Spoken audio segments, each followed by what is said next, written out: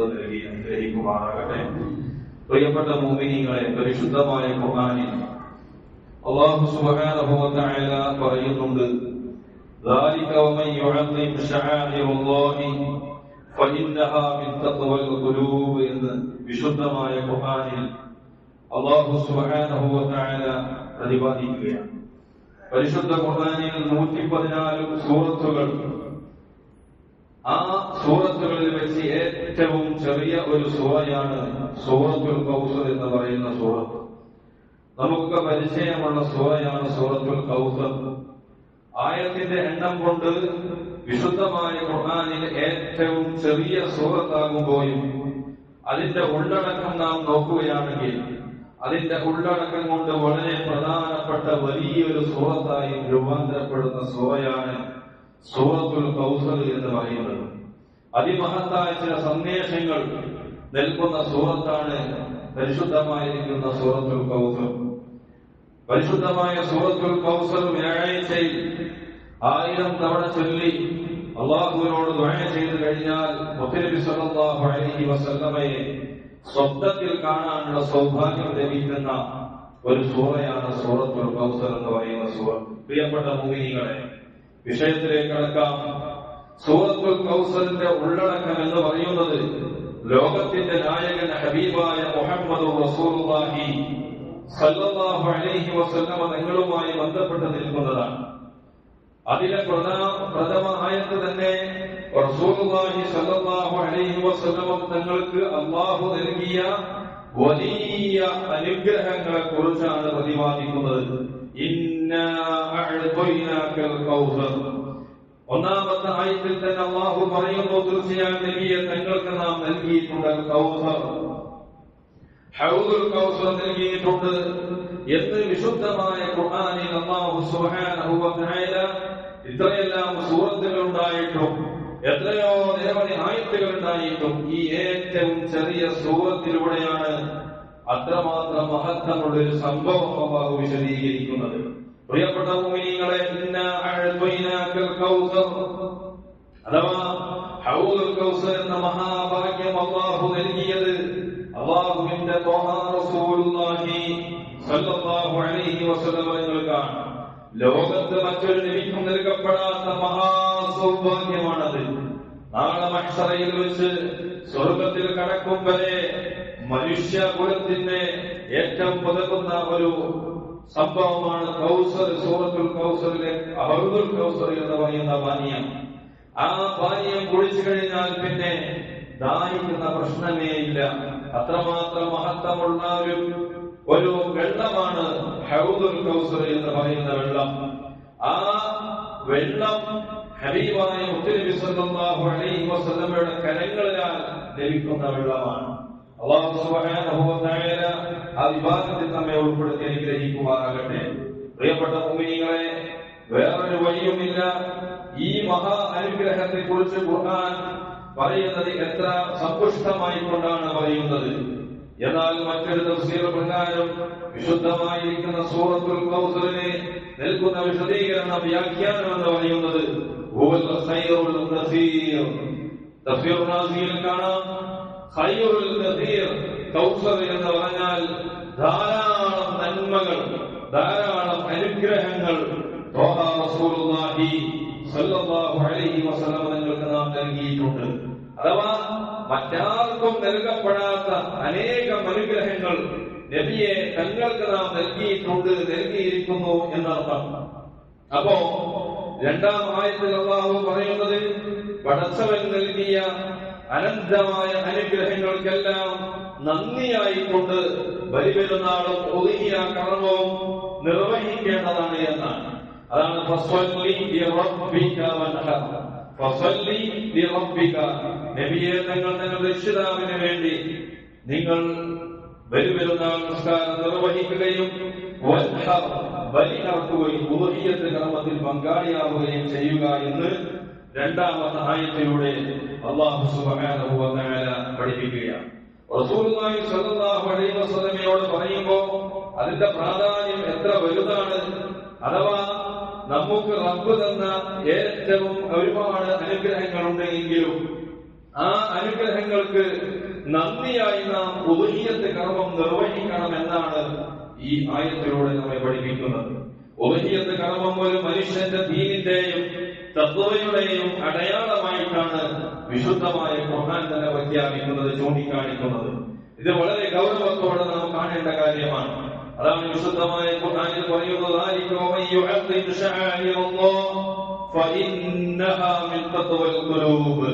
സൂറത്തുൽ ഹജ്ജിൽ 32-ാമത്തെ ആയത്തിലൂടെ അല്ലാഹു പറയുന്നു, അത് അല്ലാഹുവിന്റെ കൽപ്പനയിൽപ്പെട്ടതാണ്.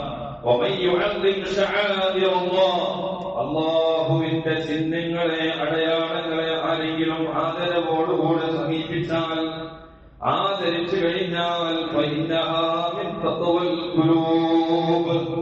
തീർച്ചയായും അതവന്റെ ഹൃദയത്തിന്റെ ഉള്ളിൽ നിന്നാണ് പ്രവർത്തിച്ചിട്ടുള്ളത്, ഹൃദയത്തിന്റെ ഉള്ളിലുള്ള സൂക്ഷ്മതയിൽപ്പെട്ടതാണ് അത് എന്ന് വിശുദ്ധമായ ഖുർആനിൽ അല്ലാഹു സുബ്ഹാനഹു വ തആല പഠിപ്പിക്കുകയാണ്. പ്രിയപ്പെട്ട മുഅ്മിനീങ്ങളെ,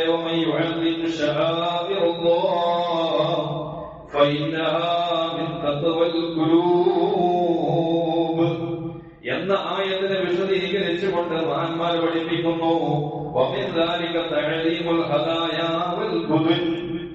ഇവിടെ അല്ലാഹു സുബ്ഹാനഹു വ തആലയുടെ ചിഹ്നങ്ങളെ, അടയാളങ്ങളെ ആദരിക്കണം, ആദരവോടുകൂടെ സമീപിക്കണം, ബഹുമാനിക്കണം എന്ന് പറയുന്നത്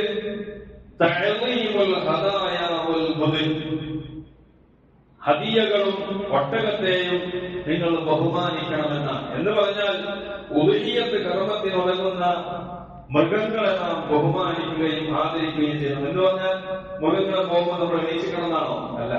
പിന്നെ എങ്ങനെയാണ് അല്ല ആദരിക്കുക എന്ന് പറഞ്ഞാൽ എന്താ? പഠിപ്പിക്കുന്നു, ഹബീബായ മുത്തനബി സല്ലല്ലാഹു അലൈഹി വസല്ലം തങ്ങൾ ഹൃദയത്തിൽ കൈവച്ചുകൊണ്ട് ദുആ ചെയ്ത മഹാനാണ് ഇബ്നു അബ്ബാസ് റളിയല്ലാഹു അൻഹു. ആ മഹാൻ അദ്ദേഹത്തിന്റെ വിശദീകരണ തഫ്സീറിൽ കാണാം,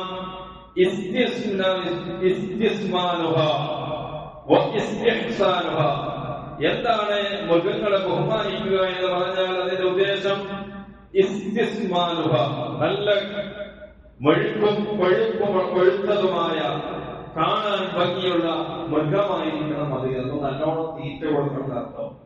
ഉദയ്യത്ത് അറക്കുന്ന മൃഗത്തിന് നല്ലോണം തീറ്റ കൊടുക്കണം, നല്ലോണം ഭക്ഷിച്ച് അതിനെ കാണുമ്പോൾ അതിനെ ആളാക്കാം. ഇത് ഉദയ്യത്തിന് പറ്റിയ മൃഗമാണെന്ന് തോന്നണം. അതാണ് അതിനെ ബഹുമാനിക്കുക എന്ന് പറഞ്ഞാൽ അർത്ഥം. മാത്രമല്ല അതിനെ ഏറ്റവും നല്ല നിലയിൽ ഭംഗിയാക്കുക എന്നതാണ്. അപ്പോ ഭംഗിയാക്കി നല്ല സുന്ദരനായിരിക്കുന്ന, മുട്ടപ്പനായിരിക്കുന്ന ഒരു സാധനമാണ്, മൃഗമാണ് ഉദ്ഹിയ്യത്തിന്റെ മൃഗമാവേണ്ടത്. അതാണ് അതിനെ ബഹുമാനിക്കുക എന്ന് പറഞ്ഞതിന്റെ ഉദ്ദേശമെന്ന് മഹാനായ ഇബ്നു അബ്ബാസ് റളിയല്ലാഹു അൻഹു പഠിപ്പിക്കുകയാണ്. അപ്പോൾ നല്ല ഭംഗിയുള്ള കൊഴുപ്പുള്ള മൃഗത്തെ ബലിയർക്കൽ ഒരു മനുഷ്യൻ അവന്റെ തഖ്വയിലേക്ക് ഉണ്ടായതിന്റെ അടയാളമായി കൊണ്ടാണ് വിശുദ്ധമായ ഖുർആൻ ഇവിടെ പഠിപ്പിക്കുന്നത്. പ്രിയപ്പെട്ട മുഅ്മിനീങ്ങളെ, ആ വിഭാഗത്തിൽ ഉദ്ഹിയ്യത്ത് അറക്കാനുള്ള തൗഫീഖ് അല്ലാഹു നമുക്ക് അനുഗ്രഹിക്കുമാറാകട്ടെ. അതുകൊണ്ട് തന്നെ കഴിയുന്നവരൊക്കെ ഉദ്ഹിയ്യത്ത് കർമ്മത്തിൽ പങ്കാളികളാവണം. ഉദ്ഹിയ്യത്തിന്റെ ഒരു ഷാറിലെങ്കിലും കൂടി അതിൽ നിർവഹിക്കാൻ വേണ്ടി നാം ശ്രദ്ധിക്കണം. അല്ലാഹു സുബ്ഹാനഹു വ തആല ആ വിഭാഗത്തിൽ നമ്മെ ഉൾപ്പെടുത്തട്ടെ. കഴിയുന്നവർ അതിൽ നിന്ന് ഒഴിഞ്ഞു നിൽക്കാൻ പാടില്ല എന്നാണ്.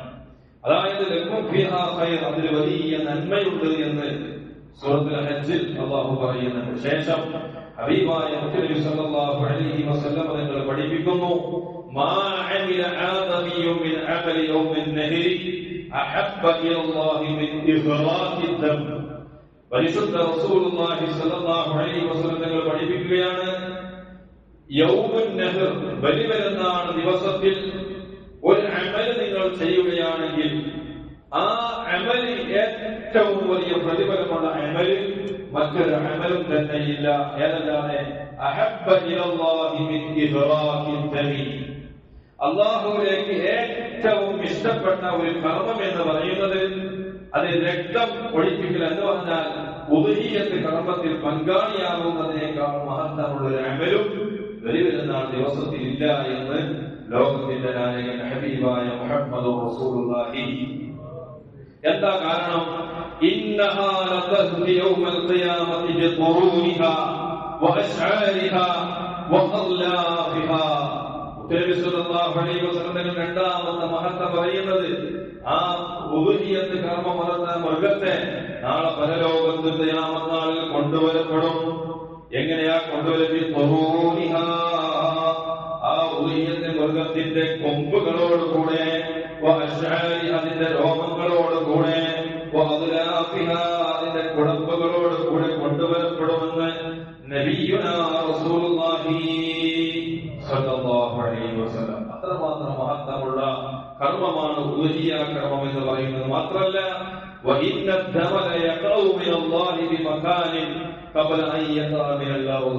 ഭൂമിയിലേക്ക് രക്തം വീഴുന്നതിന് മുമ്പ് തന്നെ അല്ലാഹു സുബ്ഹാനഹു വ തആല അതിന്റെ സ്ഥലം അവിടെ സംഭവിച്ച അല്ലാഹു അത്രമാത്രം ബഹുമാനിച്ചൊരു കർമ്മം മറ്റൊന്നും കാണുകയില്ല എന്ന് ലോകത്തിന്റെ നായകൻ റസൂലുള്ളാഹി സ്വല്ലല്ലാഹു അലൈഹി വസല്ലം തങ്ങൾ പറയുന്നത് കൊണ്ട് ഫതീബൂ ബിഹാ നഫ്സ, നിങ്ങൾ സ്വന്തമായി വളരെ സന്തോഷത്തോടുകൂടെ ഉദ്ഹിയ്യത്ത് കർമ്മത്തിൽ പങ്കാളി ആരെങ്കിലായിട്ട്, ഞാനിപ്പോ 8000 കൊടുത്തിട്ട് ഉദ്ഹിയ്യത്തിൽ ഒരു ഷെയറായിട്ടില്ലെങ്കിൽ, ഞാനിപ്പോ ഒരു ഉദ്ഹിയ്യത്ത് കൊടുത്തത് അറിഞ്ഞിട്ടില്ലെങ്കിൽ ഞാനോ കുറഞ്ഞു പോകുമ്പോ ആളുകൾക്ക് അത് ബുദ്ധിമുട്ടായി പോവാം എന്നൊക്കെ വിചാരിച്ചുകൊണ്ടല്ല, വളരെ സന്തോഷത്തോടു കൂടെ ഉദ്ഹിയ്യത്ത് കർമ്മത്തിൽ പങ്കാളികളാവണമെന്നാണ് നബി സല്ലല്ലാഹു അലൈഹി വസല്ലം തങ്ങൾ പഠിപ്പിക്കുന്നത്. അതേസമയം കഴിവുണ്ടായിട്ടും ഉദ്ഹിയ്യത്ത് പങ്കെടുക്കാത്ത ആളുകളോട് നബി സല്ലല്ലാഹു അലൈഹി വസല്ലം തങ്ങൾ വളരെ ഗൗരവത്തിലാണ് സംസാരിക്കുന്നത്. അവിടുന്ന് പറഞ്ഞത് എന്താണെന്ന് വെച്ചാൽ, മൻ വജദ സഅതൻ ഫലം യുളഹി ഫലാ യഖറബന്ന മുസല്ലാന. ഉദ്ഹിയ്യത്ത് അറുക്കാനുള്ള അധ്വാനിച്ച് അവർക്ക് സമ്പത്ത് അവന്റെ കയ്യിലുണ്ടായിരിക്കെ, ഫലം യുളഹി, അവൻ ഉദ്ഹിയ്യത്ത് കർമ്മത്തിൽ പങ്കെടുത്തില്ല, അത് അറുക്കില്ല, ഫലാ യഖറബന്ന മുസല്ലാന, അവൻ നമ്മൾ നിസ്കരിക്കുന്ന സ്ഥലത്തേക്ക് അടുത്തു പോകരുത്. ഇത്രമാത്രം ഗൗരവത്തോടു കൂടെ പറഞ്ഞ കർമ്മമാണ് ഉദ്ഹിയ്യത്ത് കർമ്മം. അപ്പൊ സമ്പത്തുള്ളവരൊക്കെ അതിന്റെ പങ്കെടുക്കണം എന്ന് പറഞ്ഞാൽ, നമുക്ക് വലിയ വലിയ ഫോണുകൾ വാങ്ങാനോ 10,000, 15,000, 20,000 ഫോൺ വാങ്ങാനോ, ലക്ഷത്തിന്റെ ഫോൺ വാങ്ങാനോ പൈസ കുറവുണ്ടാവില്ല. ഉദ്ഹിയ്യത്ത് കർമ്മത്തിൽ 8,000 കൊടുക്കാൻ നമുക്ക് പൈസ കുറവുണ്ടാവില്ല. മറ്റുള്ള കാര്യങ്ങൾക്ക് നല്ല ഇഷ്ടംപോലെ പൈസ ഒരു കുഴപ്പമുണ്ടാവില്ല. എന്നാൽ അള്ളാഹുമായി ബന്ധപ്പെട്ട അള്ളാഹുവിലേക്ക് അടുപ്പിക്കുന്ന ഇതുപോലെയുള്ള കർമ്മങ്ങൾക്കാണ് നമുക്ക് സമ്പത്ത് നീക്കി വെക്കേണ്ടത്. അതുകൊണ്ടാണ് നമുക്ക് ഗുണമുണ്ടാവുക. അള്ളാഹു സുബ്ഹാനഹു വ തആല ഇതിനെ തൗഫീഖ് നൽകി അനുഗ്രഹിക്കുമാറാകട്ടെ. ഒരു കാര്യം നാം ചിന്തിക്കേണ്ടതുണ്ട്. പഴയ കാലത്തെ അപേക്ഷിച്ച് നമ്മുടെ സ്ഥിതിയൊക്കെ ആകെ മാറിയിരിക്കുകയാണ്. എന്താണെന്ന് വെച്ചാൽ, നമുക്ക് വലിയ വലിയ അനുഗ്രഹങ്ങൾ അള്ളാഹു നൽകിയിട്ടുണ്ട്. അതിന് നാം നന്ദിയുള്ളവരാകുന്നുണ്ടോ ഇല്ലയോ എന്ന് നാം ചിന്തിക്കേണ്ടതാണ്. മുമ്പൊരു കാലമുണ്ടായിരുന്നത് ഒരു മഹലിൽ 1 or 2 ഉദ്ഹിയ്യത്ത് അറക്കാനേ ഉണ്ടാവുകയുള്ളൂ. ബാക്കിയുള്ളവർ കുട്ടികൾ ഉദ്ഹിയ്യത്ത് വാങ്ങാൻ വീടുകളിലെത്തി നെട്ടോട്ടം ഓടുന്ന ഒരു കാലമുണ്ടായിരുന്നു.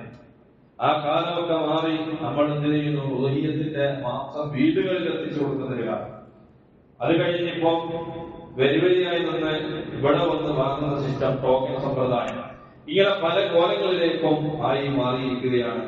എന്നാൽ സമ്പത്തുള്ള ആളുകൾക്ക് അതിൽ നിന്ന് ഒഴിഞ്ഞു മാറി നിൽക്കുന്ന ഒരു ഭയാനകമായ ദുരവസ്ഥയാണ് നമ്മൾ പലപ്പോഴും കണ്ടുവരുന്നത്. പാവങ്ങളാണ് അധികവും ഉദ്ഹിയ്യത്ത് കർമ്മത്തിൽ പങ്കെടുക്കുന്നതായി കാണുന്നത്. എന്നാൽ അതൊക്കെ മാറി സാമ്പത്തിക ശേഷിയുള്ളവരും അതിൽ പങ്കെടുത്ത് അതിന്റെ ആ പ്രതിഫലം വാങ്ങാൻ തയ്യാറാവണം. അല്ലാഹു സുബ്ഹാനഹു വ തആല അതിന് നമുക്ക് തൗഫീഖ് നൽകി അനുഗ്രഹിക്കുമാറാകട്ടെ. ലഇൻ ശകർതും ലഅസീദന്നകും വലഇൻ കഫർതും ഇന്ന അദാബി ലശദീദ്. ആരെങ്കിലും നന്ദി ചെയ്താൽ അവർക്ക് നാം ധാരാളം വർദ്ധിപ്പിച്ച് ഞാൻ കൊടുക്കുന്നതാണ്. നന്ദികൾ കാണിച്ചാലോ എന്റെ ശിക്ഷ കഠോരമായിരിക്കും. വലിയ അനുഗ്രഹങ്ങൾ തന്നു, പിന്നെ അവന് പാപ്പരായി, വളരെ ഒക്കെ പോയി, എല്ലാം പാടീസായി പോയി. എന്താ കാരണം? സമ്പത്തുള്ള സമയത്ത് നല്ല നിലയിലേക്ക് സമ്പത്ത് ചെലവാക്കുക. മറ്റുള്ള കാര്യങ്ങൾക്കും ഫുട്ബോൾ കളിക്കോ അല്ലെങ്കിൽ മറ്റുള്ള ഏർപ്പാടുകളൊക്കെ ഇഷ്ടംപോലെ പൈസ എടുത്ത് എറിയും. അവർ വന്നാൽ 100 രൂപ കൊടുക്കുന്ന നിർബന്ധം, അല്ലെങ്കിൽ 200 വെച്ച് 200 കൊടുക്കണം. അപ്പൊ കൊടുക്കും. പള്ളിയുമായി ബന്ധപ്പെട്ട മദ്രസയുമായി ബന്ധപ്പെട്ട വല്ല കാര്യം വന്ന പരിപാടി വന്നാലോ അതിനൊരു 100 രൂപ കൊടുക്കുക എന്ന് പറഞ്ഞാൽ ഭയങ്കര സംഭവം. അത് 10 രൂപ, 20 രൂപ, 50 രൂപ കൊടുക്കുക. അതിപ്പോ എന്താ സംഭവം? എന്തിനാണ് 10 രൂപ, എന്തിനാണ് 20 രൂപ എന്ന് ചോദിക്കുന്ന ഒരു കാലത്താണ് നാം വിചാരിക്കുന്നത്. എന്നാലോ അനാവശ്യമായ കാര്യങ്ങളിലേക്ക് പടക്കം പൊടിക്കാൻ, മറ്റു സാധനങ്ങൾക്ക് വാങ്ങാനും അതുമായി ബന്ധപ്പെട്ട കാര്യങ്ങൾക്ക് ഇഷ്ടംപോലെ പൈസ നാം അറിയാതെയോ അറിഞ്ഞുകൊണ്ടോ ചെലവാക്കും. അല്ലാഹു സുബ്ഹാനഹു വ തആല നമ്മുടെ സമ്പത്തൊക്കെ നല്ല നിലയിൽ ചെലവാക്കാൻ അല്ലാഹു നമുക്ക് തൗഫീഖ് നൽകി അനുഗ്രഹിക്കുമാറാകട്ടെ. അതുകൊണ്ട് ഒരു മനുഷ്യന്റെ നന്ദികേടും തിന്മകളും അയാൾക്ക് വലിയ ദോഷം ചെയ്യും. നൽകപ്പെട്ട അനുഗ്രഹങ്ങൾ പോലും പിൻവലിക്കാൻ അതിന് കാരണമായി തീരുമെന്നാണ് നമ്മെ ഈ ചരിത്രം പഠിപ്പിക്കുന്നത്. പ്രിയപ്പെട്ട മുഅ്മിനീങ്ങളെ, ഒറ്റ ചരിത്രം പറഞ്ഞുകൊണ്ട് ഞാൻ എന്റെ പ്രസംഗം ഉപസംഹരിക്കുകയാണ്. ഒരിക്കൽ മുഖാത്തിൽ ഇബ്നു സുലൈമാൻ എന്നവർ ഖലീഫ അബൂ ജഅഫറിനെ കാണാൻ കൊട്ടാരത്തിൽ ചെന്നപ്പോൾ എനിക്കൊരു ഉപദേശം നൽകാൻ ഖലീഫ ആവശ്യപ്പെട്ട സമയത്ത് അദ്ദേഹം ചോദിച്ചു, മുഖാത്തിൽ റളിയല്ലാഹു അൻഹു ചോദിച്ചു, ഞാൻ കണ്ട കാര്യമാണോ നിങ്ങളെ ഉപദേശിക്കേണ്ടത്? സ്വമ്മ ബിമാ സമയത്ത് അതല്ല, ഞാൻ കേട്ട കാര്യമാണോ നിങ്ങളെ ഉപദേശിക്കേണ്ടത് എന്ന് ഖലീഫയോട് ചോദിച്ചപ്പോ അദ്ദേഹം പറഞ്ഞു, നിങ്ങൾ കണ്ട കാര്യം എന്നെ ഒന്ന് ഉപദേശിക്കൂ എന്ന് മഹാനായിരുന്ന ഖലീഫ പറഞ്ഞപ്പോ അപ്പോഴാണ് അദ്ദേഹം പറഞ്ഞത്, അമീറുൽ മുഅ്മിനീൻ, ഞാൻ ഉമർ ബിൻ അബ്ദുൽ അസീസ് റളിയല്ലാഹു അൻഹുവിനെ കണ്ടിട്ടുണ്ട്. അദ്ദേഹം മരിക്കുമ്പോൾ 18 ദീനാറേ അദ്ദേഹത്തിന്റെ കയ്യിലുണ്ടായിരുന്നുള്ളൂ. മരണാന്തര ചെലവ് കഴിഞ്ഞ് മിച്ചം വന്ന ആകെ 9 ദീനാർ 12 മക്കൾക്കായി വീതിക്കപ്പെട്ടു. വളരെ കുറഞ്ഞ ധനം. എന്നാൽ ചക്രവർത്തിയായ ഹിഷാം ഇബ്നു അബ്ദുൽ മലിക്കിനെയും ഞാൻ കണ്ടിട്ടുണ്ട്. അദ്ദേഹത്തിന്റെ മക്കൾക്കാണെങ്കിലോ ലക്ഷക്കണക്കിന് ദീനാർ അനന്തരം കിട്ടി.